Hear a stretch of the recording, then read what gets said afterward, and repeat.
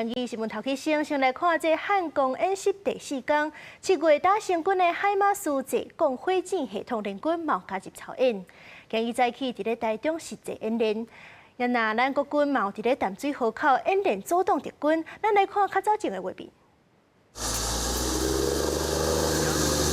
高机动性快速部署到台中的山区，国军新战略海马斯济共火箭系统10日头一届加入汉光演习。海马斯先就地藏伫树林内底进行战略保存，刷落来无机实战训练，刷到战术位置，快速装弹药，发射架升起来，上准目标，完成接战射击。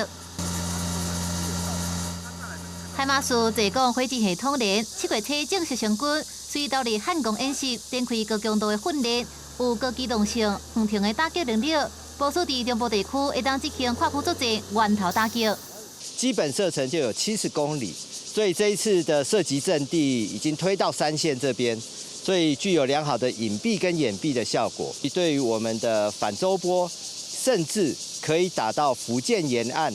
的源头打击任务都可以胜任。汉光41号演习第4天，战备等级提升到应急作战。国军无机解放军用突击小船快艇直接弄入来淡水河口。由于淡水河口距离关渡大桥只有约8公里的距离，且到总统府等政经中枢也只有约22公里的距离，因此呢，淡水河口也成为共军突击艇对台发动突袭的热点之一。因此，国军在今年的汉光演习也在这里持续的演练河道阻绝，并首度试爆。 盐山铺门轿车因后面有3座风扇，正做阻挡链，高修连续并4个铺动平台，阻挡解放军侵入首都圈。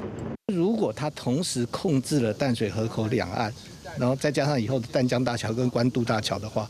那他这2个登陆地点淡水沙仑跟八里桃园2个登陆地点就可以连成一气，变成一个超大型的登陆基地。 另外，台南的气球海堡红列则是解放军大规模登陆的红色海堡之一。陆军5处工兵群伫这演练组架装置、抗抓北行铁网，还有更刺架。因那伫在海前线的金门无机战时补给线登去，陆军伫太武山崩坑内底实施后勤分开蹲物资，强化后勤部队应变能力。公司新闻采访报道。